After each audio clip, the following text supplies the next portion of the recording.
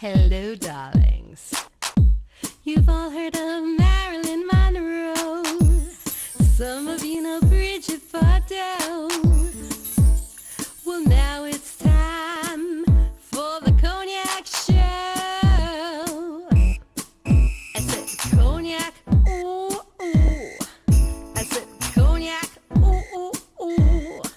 I'm your bubbly blonde, fabulously dressed to impress.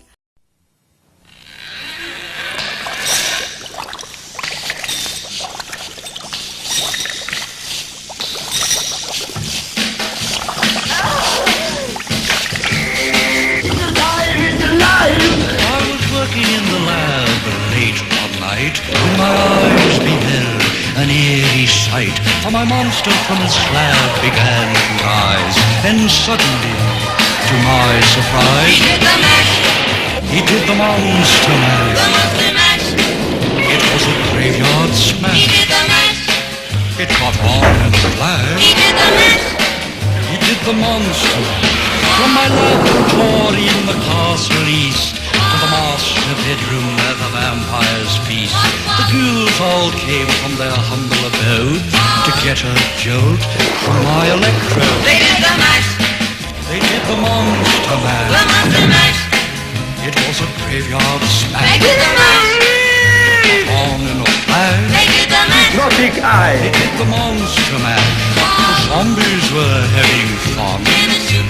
The party had just begun. In the shoot. The guests included Wolfman, Dracula, and his son. The scene was rocking, all were digging the sounds. Igor on chains, backed by his baying hounds. The Coffin Guys were about to arrive with their vocal group, the Crypt Kicker Five. Played the mash. They played the Monster The Mash. monster mash. It was a graveyard They smash. played the mash. It caught on in a flash. They played the mash. They played the Monster Mash. Out from his coffin, Drac's voice did ring. Seemed he was troubled by just one thing. Opened the lid and shook his fist and said, "Whatever happened to my Transylvania twist?" It's now the mash. Now the Monster The Mash. monster mash. And it's a graveyard It's smash. now the mash. It's caught on in a flash. It's now the mash. It's now the Monster Mash. Now everything's cool. Drac's a part of the plan. My Monster Mash is the hit of Hello, darlings. Welcome back. It's Halloween night, and it's a stormy night outside, and we're here at Coindre Hall for this annual Halloween bash, Splashes of Hope. And I'm here with this wonderful gentleman, Richard Leibowitz. Richard Leibowitz, who is responsible for putting this event together. I have a lot of help from our board and from many volunteers. We're a small staff here. It's myself, I'm the operations manager, and Heather Bouget, who was interviewed earlier.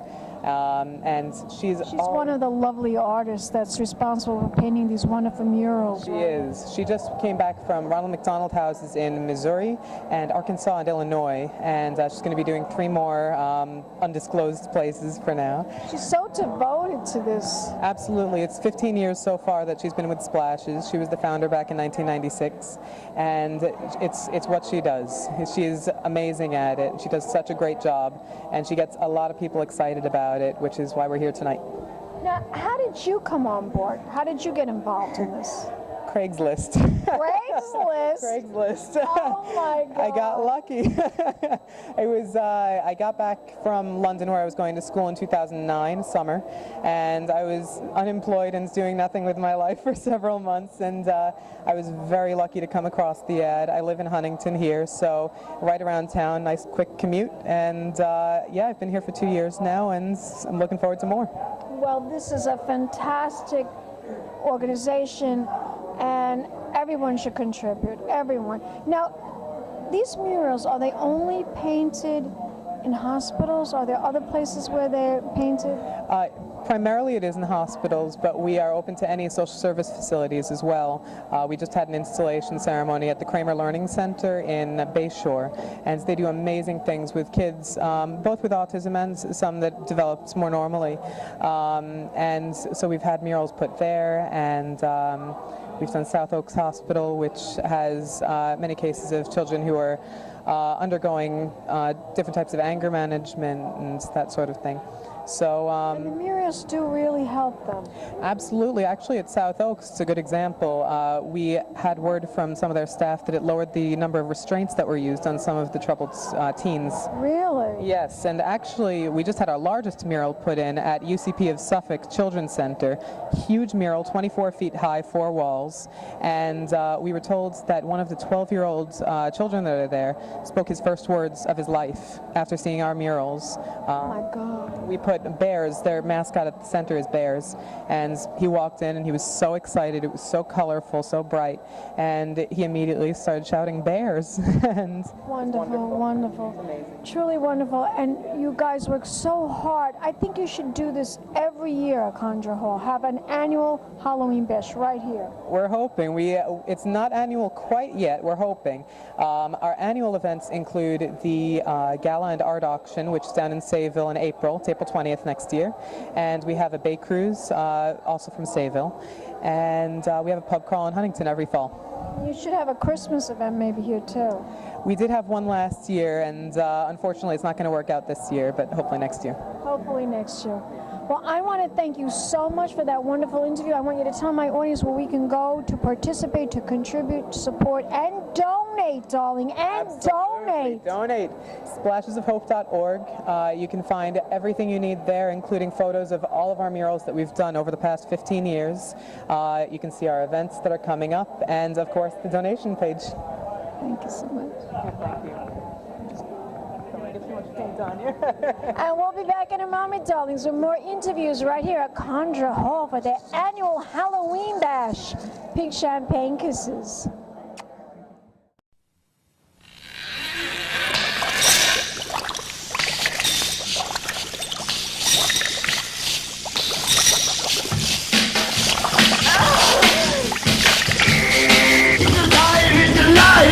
I was working in the lab. Hello, darlings. Welcome back. I'm Cognac Wellerlane, and it's Halloween. And we're here at the historical Coindre Hall, and I'm here with Mr. John Schlenat.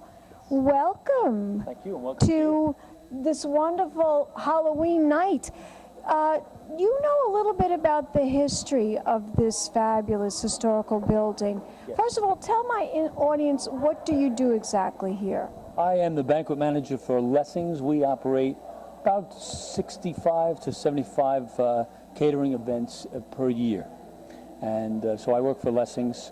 This building was originally built in 1912 as a private residence by George McKesson Brown. The estate was called West Neck Farm. And so you'll see all remnants of that history all over the place. We're on Browns Road. West Neck Road is a couple of doors down. And in a few years, maybe the Depression and income tax, he lost all his money.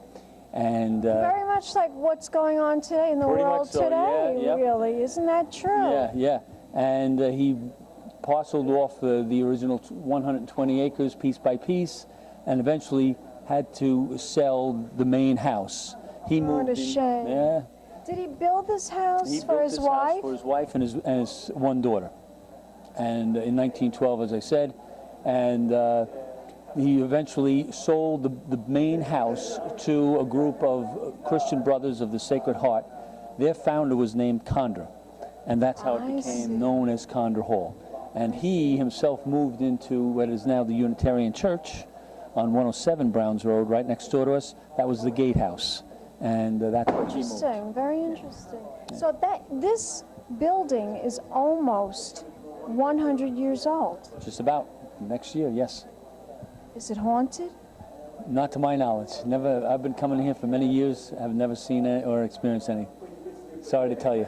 Sorry to tell me. I was hoping you would tell me some. I know, some juicy things. Yes, some juicy things on Halloween night, but I understand there's going to be a big party here tonight. Very big party for Splashes of Hope. They do some nice work on Long Island. They have some nice benefactors.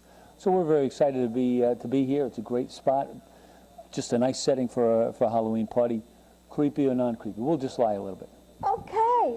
Well, I want to thank you so much. My pleasure. If we want to book lessons, where can we go? Is there a website for that? You can go to lessings.com.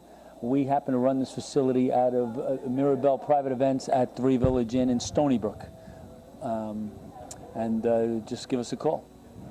Thank you so much. Thank you. My pleasure. Thank you. And we'll be back in a moment, darlings, with more interviews right here at Coindre Hall on Halloween night. Pink champagne kisses.